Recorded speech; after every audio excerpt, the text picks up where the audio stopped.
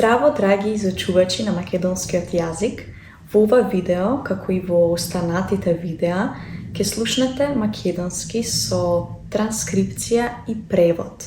Идејата на видеото е да научите по некој нов збор или нов израз, да слушате македонски, да вежбате и секако да научите и нешто за македонската култура. Во ова видео ќе споделам со вас обичаи од македонската традиционална свадба. Неодамна присуствував на една таква свадба и морам да кажам дека е едно интересно искуство. Традиционалната свадба во Македонија може да трае и цел ден, може да трае и неколку дена, доколку младите се одлучат за традиционална свадба, навистина треба да се подготват. Има многу музика, многу жива музика, традиционална музика, македонска народна музика, многу јадење, многу пиење.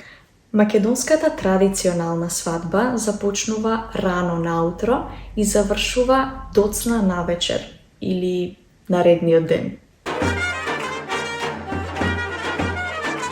Забавата почнува во домот на младоженецот. Во домот на семејството на младоженецот се собира целото семејство, неговите пријатели. Понатаму целата оваа група, семејството и пријателите на младоженецот одат заедно кај невестата, во домот на невестата.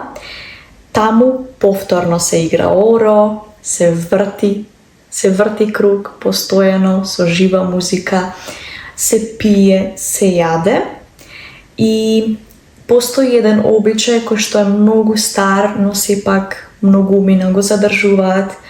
Тоа е кога невестата е во својата соба и од нејзината страна, најчесто млади девојки, не го пуштаат младоженецот да влезе. Тој сака да ја отвори вратата, заедно со кумовите, со пријателите, но тие не му дозволуваат да влезе, се додека тој не ги подкупи символично, не им даде пари и тие го пуштаат да влезе.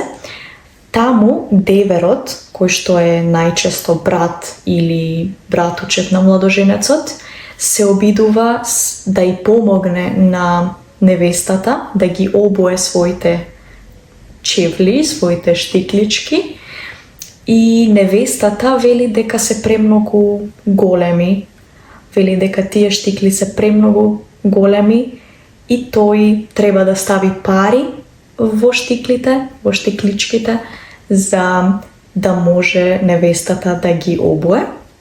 Невестата конечно излегува и тука повторно се игра многу оро, повторно се пие, повторно се јаде и се оди во црква. Во црква се венчаваат младите. Постои еден обичај на крунисување на младите, каде што кумот и старосватот ги крунисуваат младите, тие разменуваат прстени. Сето тоа се прави символично 3 пати. Младите исто така кружат 3 пати околу маса на која што се наоѓа Библијата, и тоа е црковен обичај во православната црква, кој што е дел од македонската традиционална свадба. Понатаму сите заедно се сликаат за да го овековечат моментот и следува можеби најомилениот дел на многумина, а тоа е забава во ресторан.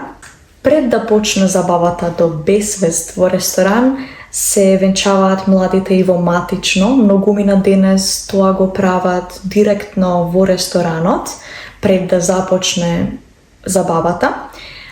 Забавата започнува со танцот на младите. Тоа е обично некоја романтична песна. Тие заедно танцуваат, потоа им се придружуваат други парови и започнуваат ора. Повеќето танци се традиционални ора.